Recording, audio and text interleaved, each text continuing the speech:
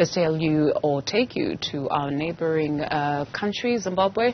The country is in the midst of an election campaign with just 2 weeks to go before they head to the polls there. While politicians are pledging economic revival and job creation, the unemployment rate remains high. However, the service industry remains one of the biggest employers. Newzroom Afrika's Audrey Chimwanda is in the resort town of Victoria Falls to get a sense of how locals are gearing up for the polls. So, Audrey, we've got some 15 and a bit days to go before the election.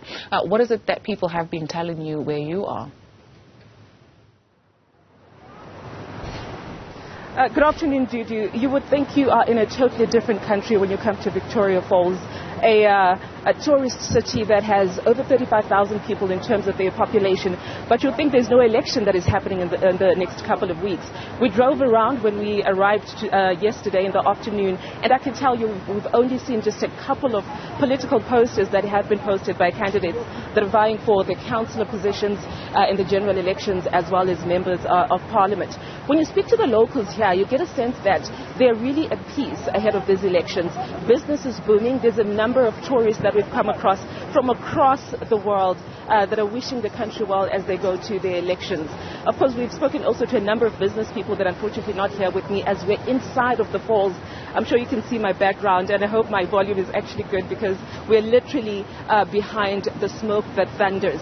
When you speak to the business people here, the informal traders, when you ask them how they have to deal with the economy that has a multi-currency platform, they tell you that they've had to make do, and you can tell that they've really adapted to how the economy of this country has evolved. They have evolved with the economy, and they're making do with what they have. But what makes this place really special is that the city remains dollarized, which is not the case with a lot of cities in Zimbabwe that have had to de-dollarize. When you look at them, they trade in all sorts of hard forex currency, your US dollar, your rand, your British pounds, your euros.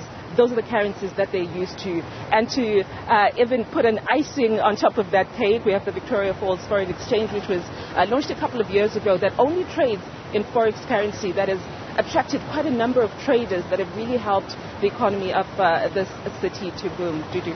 Absolutely, Audrey. So Zimbabwe is not all about squalor and hardship. That particular area where you are at has been nestled or cocooned away from what is happening in the rest of the country. You mentioned that you can hardly pick up any election posters on your way to Victoria Falls. But when you take a look at cities such as Harare, for instance, what is the sentiment there? Have we reached it? And it's a totally different picture when you speak of Harare. And we have a number of people that are working in the service industry in Victoria Falls that are based in Bulawayo and in Harare, of which we're actually going there tomorrow. And they'll tell you that when they speak to their family members, the political climate is very tense there. I'm sure, as you know, there's been a bit of political violence that has been reported on the past couple of days. I think there's also an opposition member that passed away. So it's a totally different world when it comes to those areas. But I think Victoria Falls is kind of insulated, like you've already mentioned, because of the tourism industry that they, when they interact with foreign nationals, it feels like it's a different kind of world. But the fact of the matter is, whatever happens with the political landscape of Zimbabwe will affect Victoria Falls. So you find that when you go to other cities, the candidates are really in campaign mode. The issue of unemployment that you mentioned in the intro is very rife. The issue of also making sure that the local currency has some kind of stability is one of the major issues that a lot of political candidates at the moment are campaigning on.